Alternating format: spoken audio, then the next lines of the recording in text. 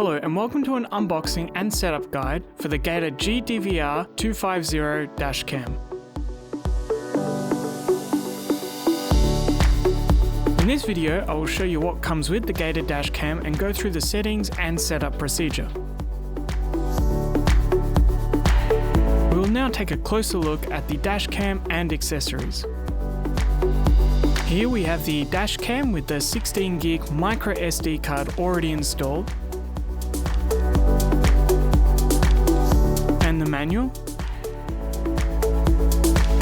At the bottom of the box we first have a 12 and 24 volt in-car charger, the USB to mini USB lead, and the dash cam mounting bracket.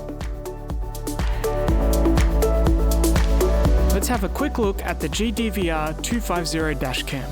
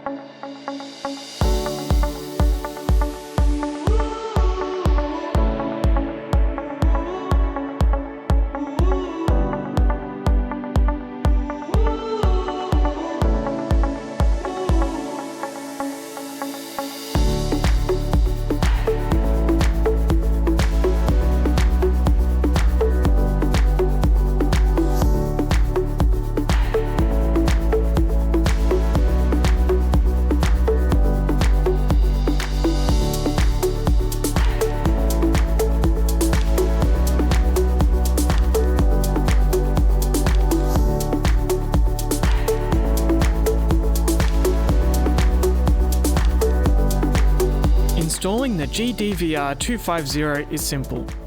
We first connect the included adhesive mounting bracket to the dash cam, like so. Peel off the adhesive tape and mount the dash cam to the windscreen of your vehicle, ensuring it has a clear view of the front of the vehicle. Plug in the 12 and 24 volt power adapter and finally attach the mini USB cable to the dash cam. We're now going to run through how to operate the dash cam and what each of the settings do.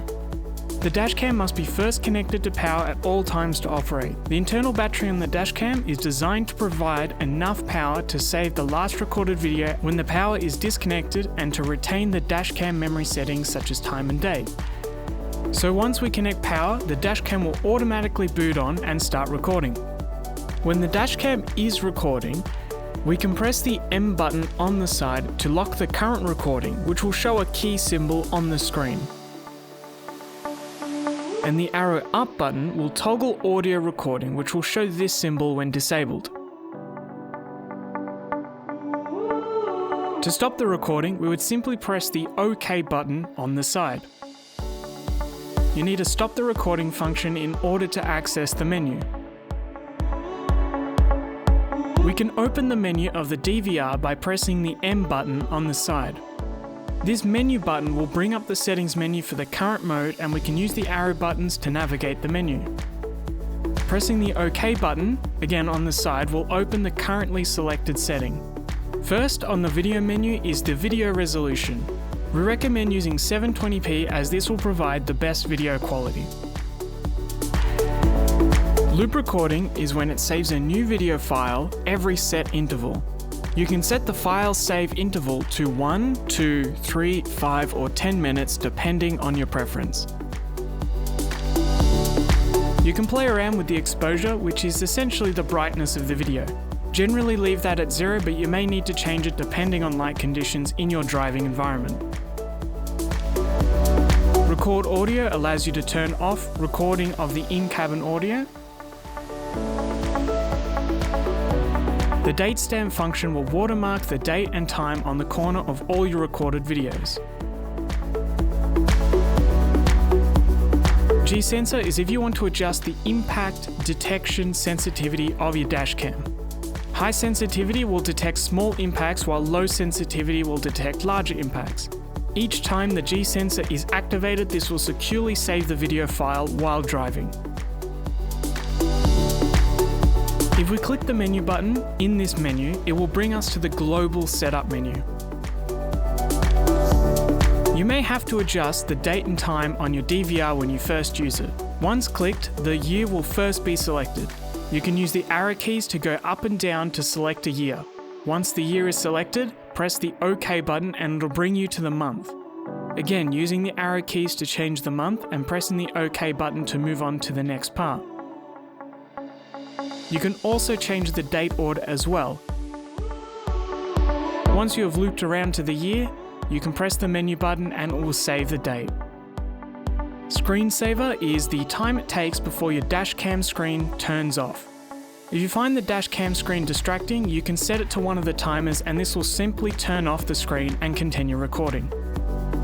You also have the option for turning off the beeping sound and changing the language of your dash cam if you wish. Frequency is a setting that prevents flicker of streetlights depending on the country you're in. It is automatically set for Australia and should be left at 50 Hz. We can also format the SD card, which should be done every 2 to 3 months, and restore factory default settings. If we would like to change the settings of the camera feature, we would first need to exit the settings menu by pressing the power button and then click it again to switch to the camera mode. Then the menu button to open the photo menu settings. These settings will allow you to change photo mode specific features such as photo resolution, quality, and capture mode. If we press the power button on photo mode, it'll bring us to the playback mode. If you're on the video mode, you would press the power button twice to get to the playback mode. Here we can view, delete, and protect video files that have been recorded to the SD card. The OK button is used to play back recorded footage, while the menu button gives us the option to protect and delete recordings. Now, if you want to retrieve footage from your Gator dash cam, there are 2 options of doing so. We can simply plug in the dash cam to the computer using a mini USB to USB cable and clicking mass storage device on the dash cam. The other way is using a micro SD card adapter and taking the SD card out of the dash cam and putting it in the adapter and plugging it into the PC. Making sure that the dash cam is disconnected from power before taking out the SD card. That sums up the unboxing and setup guide for the Gator GDVR250. You can stay up to date on the latest products by subscribing to the channel and visiting our website, gatordriverassist.com.